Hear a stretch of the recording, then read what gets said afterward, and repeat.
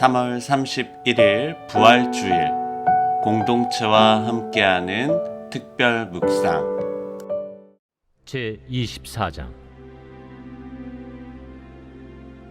안식 후 첫날 새벽에 이 여자들이 그 준비한 향품을 가지고 무덤에 가서 돌이 무덤에서 굴려 옮겨진 것을 보고 들어가니 주 예수의 시체가 보이지 아니하더라. 이로 인하여 근심할 때에 문득 찬란한 옷을 입은 두 사람이 곁에 섰는지라. 여자들이 두려워 얼굴을 땅에 대니 두 사람이 이르되, 어찌하여 살아있는 자를 죽은 자 가운데서 찾느냐? 여기 계시지 않고 살아나셨느니라. 갈릴리에 계실 때에 너희에게 어떻게 말씀하셨는지를 기억하라. 윤자가 죄인의 손에 넘겨져 십자가에 못 박히고 제3일에 다시 살아나야 하리라 하셨느니라. 한데 그들이 예수의 말씀을 기억하고 무덤에서 돌아가 이 모든 것을 11사도와 다른 모든 이에게 알리니, 이 여자들은 막달라 마리아와 요한나와 야고보의 모친 마리아라. 또 그들과 함께 한 다른 여자들도 이것을 사도들에게 알리니라. 사도들은 그들의 말이 허탄한 듯이 들려 믿지 아니하나 베드로는 일어나 무덤에 달려가서 구부려 들여다보니 세마포만 보이는지라. 그 된 일을 놀랍게 여기며 집으로 돌아가니라. 지금까지 누가복음에 기록된 예수님의 이야기를 살펴보았는데요. 왕에게 어울리지 않는 가난하고 소박한 환경에서 태어나신 이야기로 시작해서 선생이자 선지자로 묘사된 예수님도 보았습니다. 그분은 이스라엘 전역을 다니며 사람들을 급진적인 삶의 방식으로 부르셨어요. 원수가 친구가 되고 가난한 자가 돌봄을 받으며 실패가 용서되는 나라로 말이죠.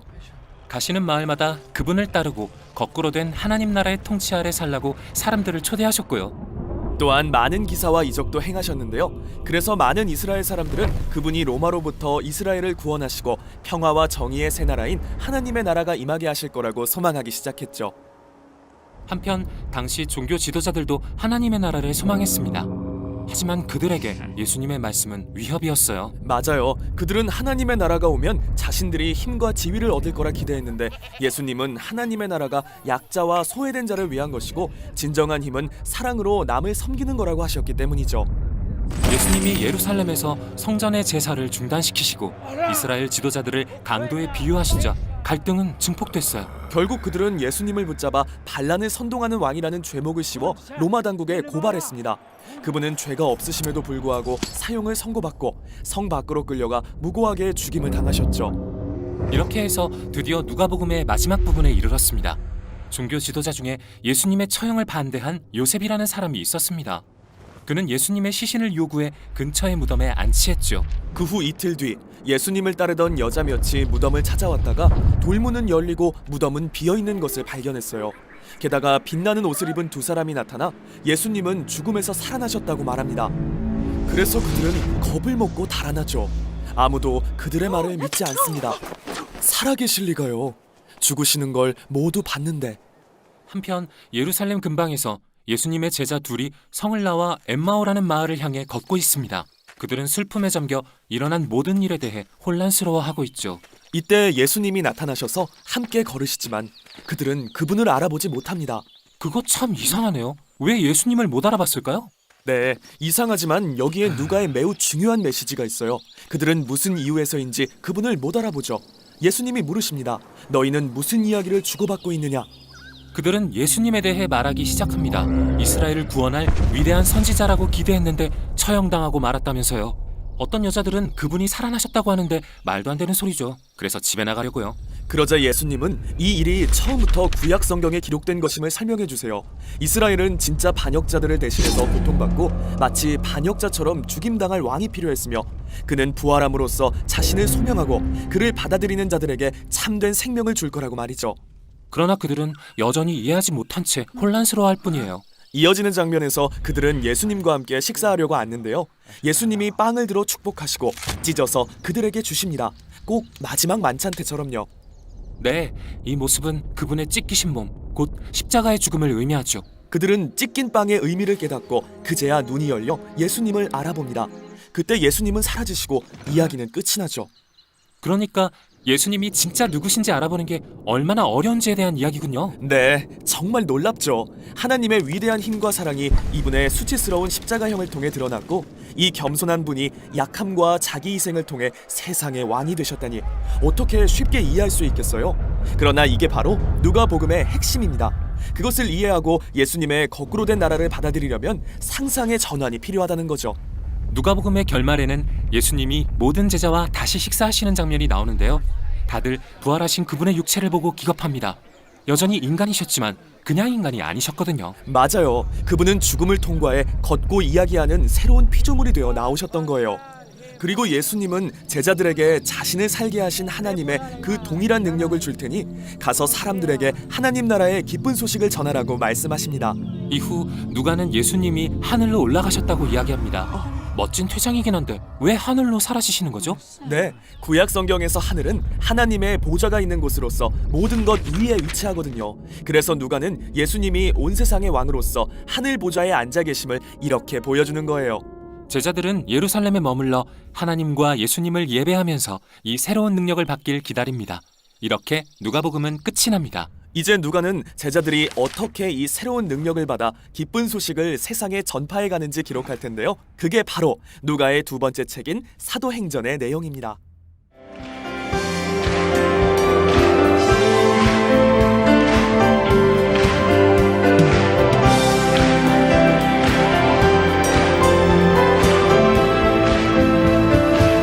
주님께 영광 주님께 영광 다시 사신 주 사망 권세 모두 이기시었네 흰 옷 입은 천사 도를 옮겼고 누셨던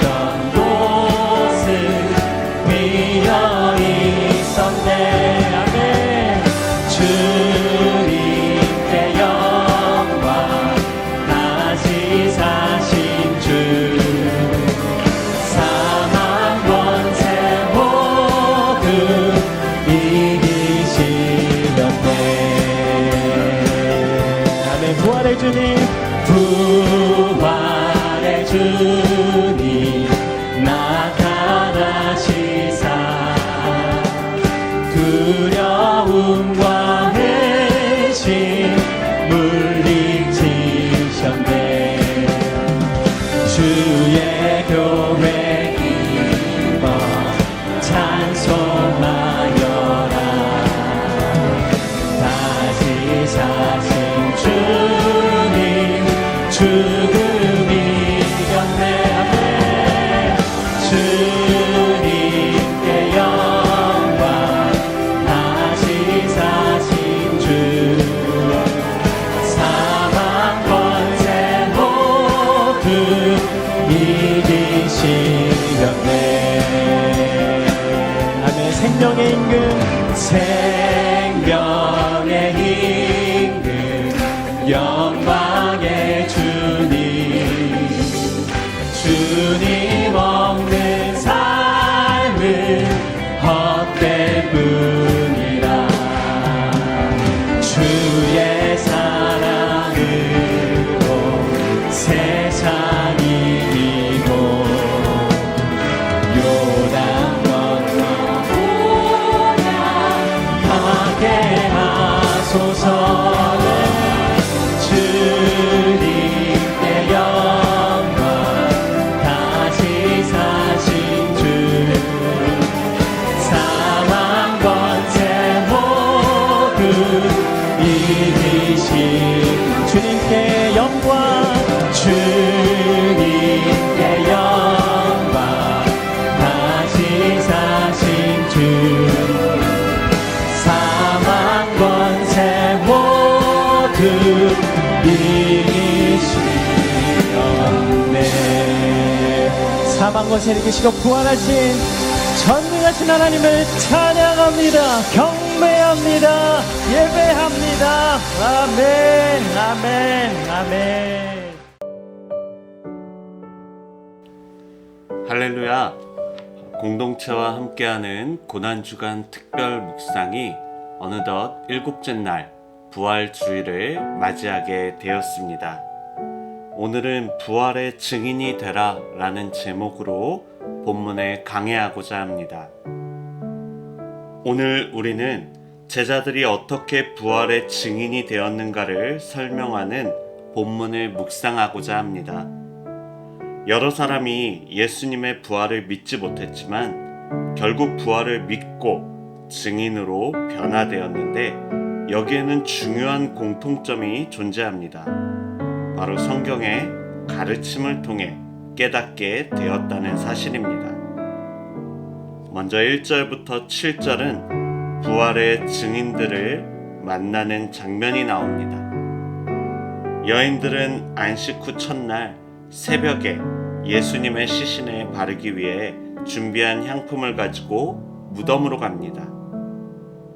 시체에 바른 향품을 준비해 갔으니 이들은 예수님의 부활 예고를 믿지 않았음이 분명합니다. 무덤에 도착한 여인들은 돌이 옮겨져 있고 예수님의 시신이 사라졌다는 것을 알게 되었습니다. 이때까지만 해도 여인들은 근심했을 뿐 예수님이 부활하신 것은 생각도 하지 못했습니다. 그러나 찬란한 옷을 입은 2명의 증인에 의해 예수님의 부활을 알게 되었습니다. 누가는 이들을 2 사람이라고 기록했습니다. 이들이 천사였으리라 짐작할 수 있음에도 불구하고 마치 사람이 복음을 전하듯 부활의 소식을 전한 것으로 묘사하기 위한 것입니다. 이들은 두려워 얼굴을 땅에 대고 엎드린 여인들에게 예수님이 살아계심을 증언하고 예수님의 말씀을 기억하라고 촉구한 후에 십자가에 못 박히시고 제3일에 살아난다고 하신 예수님의 말씀을 다시 전하고 있습니다. 이 2 증인이 사용한 증언의 방식, 즉 자신이 목격하거나 전해 들은 부활의 소식과 함께 그것이 성경에 어떻게 예언되어 있는가를 제시하는 것은 이후에 사도들과 전도자들이 부활의 복음을 전할 때 사용한 전도법이 되었습니다.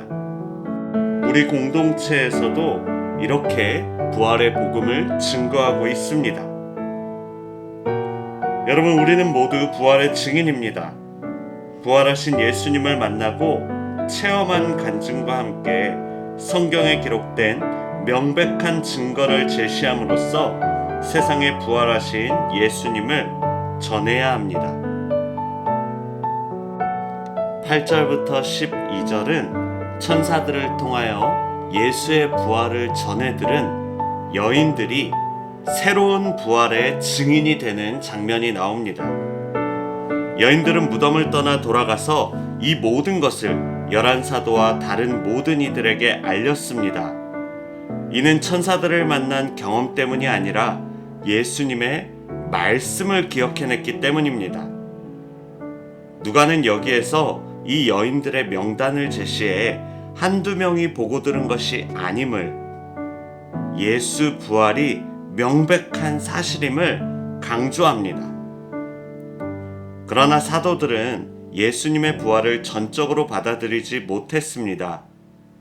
죽은 사람이 다시 살아났다는 것을 쉽게 믿을 수가 없었기 때문입니다. 갈릴리에서 예수님의 말씀을 들었던 사도들도 부활 소식을 믿지 못했습니다.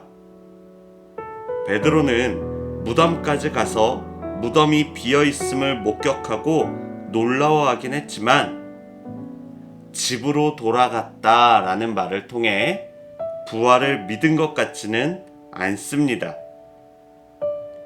예수님과 가장 가까웠던 사도들마저 여인들이 전하는 부활의 소식을 믿지 못하는 것은 우리가 부활의 복음을 전할 때 사람들이 선뜻 믿지 않으리라는 것을 알게 합니다. 하지만 우리는 기억하길 원합니다. 예수님의 부활은 실제입니다. 역사적인 사실입니다. 예수님의 부활을 목격한 제자들은 결국 예수님이 살아계시다는 것을 전하는 증인이 되었습니다.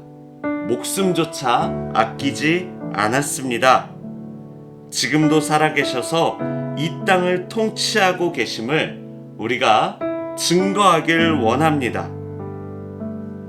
우리의 증언들이 사람들의 마음에 씨앗처럼 뿌려져 싹을 틔우고 자라나 그들이 복음의 증인이 되기를 소망합시다.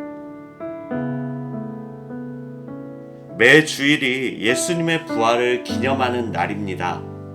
아니, 우리에게는 매일이 부활하신 예수님과 함께하는 그런 영광스러운 날이죠. 그렇지만 오늘 이 부활주일은 우리가 더욱 특별한 마음으로 예수님을 기억하길 원합니다. 우리의 신앙의 핵심은 부활입니다.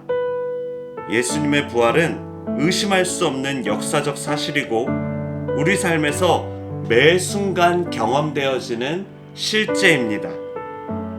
예수님의 부활이야말로 우리에게 유일한 소망입니다.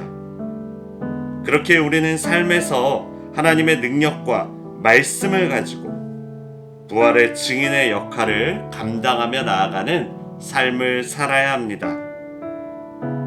이 사명을 우리 모두가 충성스럽게 감당하기를 간절히 원합니다. 아멘.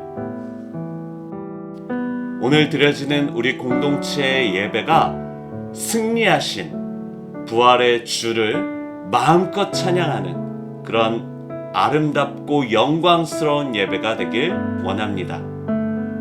할렐루야! 함께 기도하겠습니다. 사랑의 주님, 부활의 소식을 듣고도 믿지 않은 사도들과 달리 말씀을 기억하고 주님의 부활을 증거한 여인들의 믿음을 봅니다. 이들처럼 제 경험이나 이성적 판단보다 주님의 말씀을 우위에 두길 원합니다. 우리의 신앙의 중심에 부활이 있게 하시고 일상에서 부활의 증인으로 살게 하여 주십시오. 예수님의 이름으로 기도드립니다. 아멘.